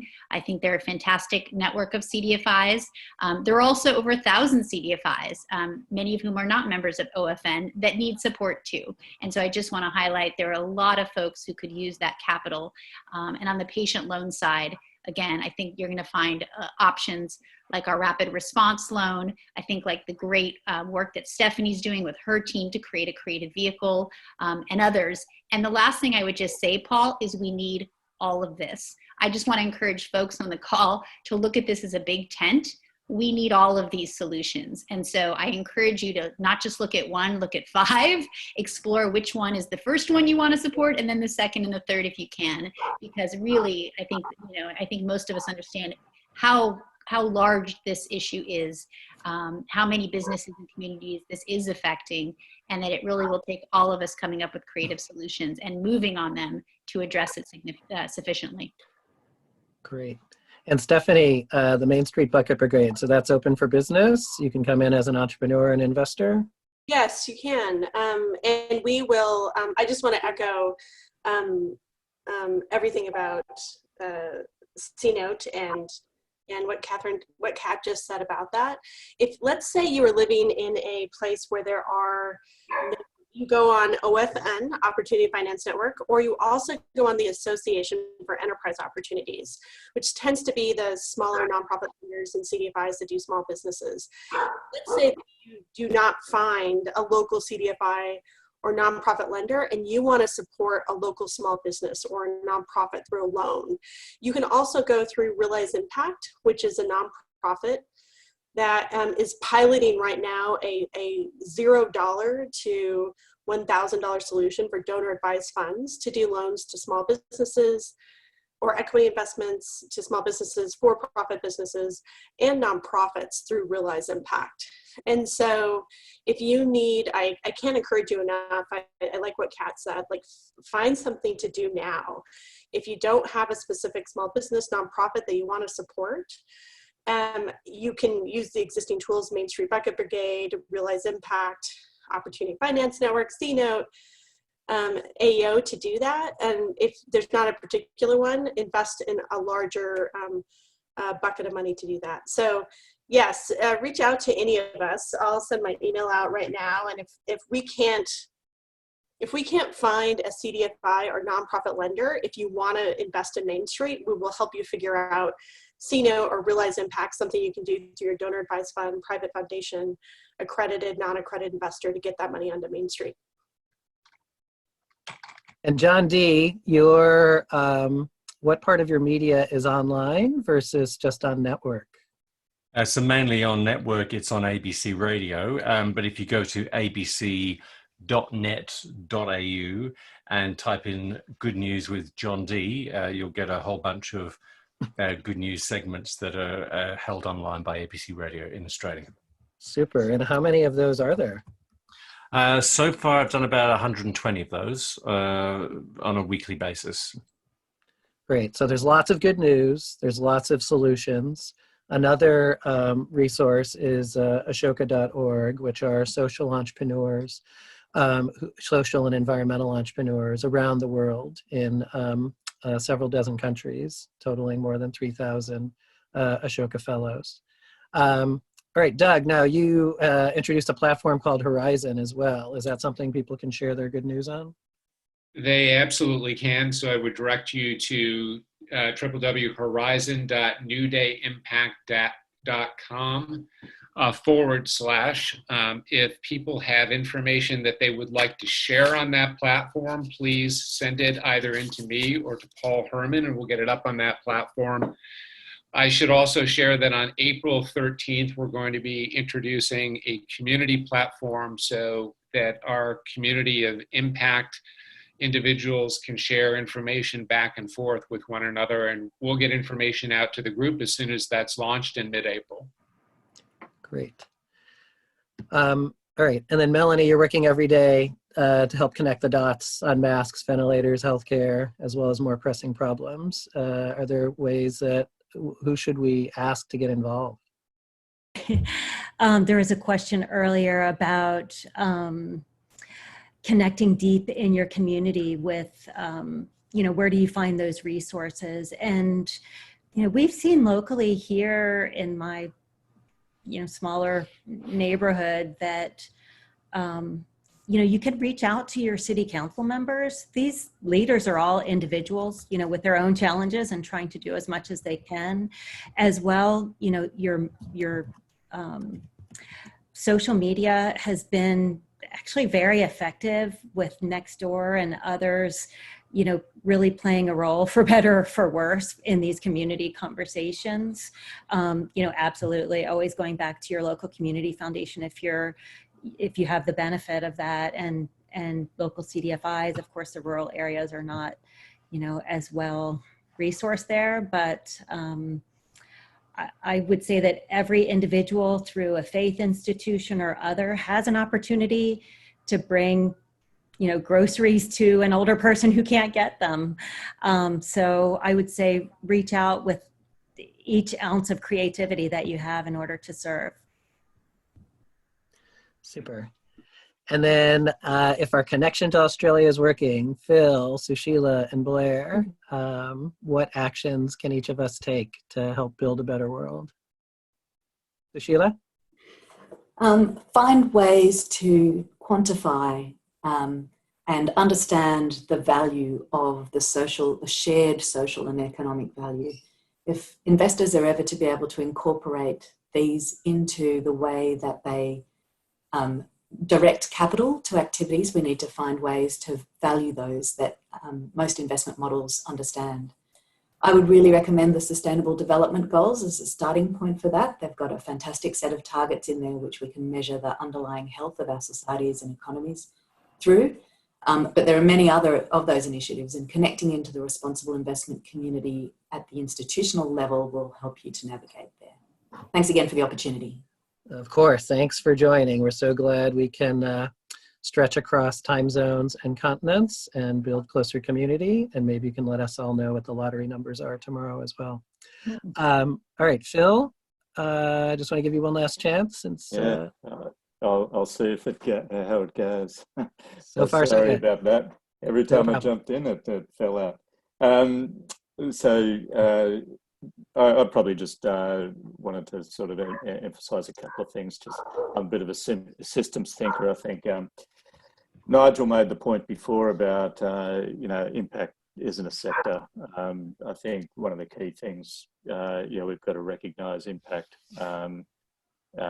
throughout everything that we do in the investment community. I think Sushila made a great point about, I think the investment community needs to be a little bit bolder politically and buy into the political economy. The world's changed a lot, and I think we've just got to get over our reticence to do that. And to support a lot of what Blair said, you know, we can't let you know, lose sight of the climate issue. We've got to make sure that the recovery and the stimulus goes in the right direction, learn the lessons. There's a lot of parallels between what we're going through now and the climate crisis. And we've got to re-engage on that. Super. Well, thanks for operating on so many fronts, Phil. I know for-profit, nonprofit, trying to influence and advocate government policy. All right, Kristen, you had one more thing to say before we wrap up?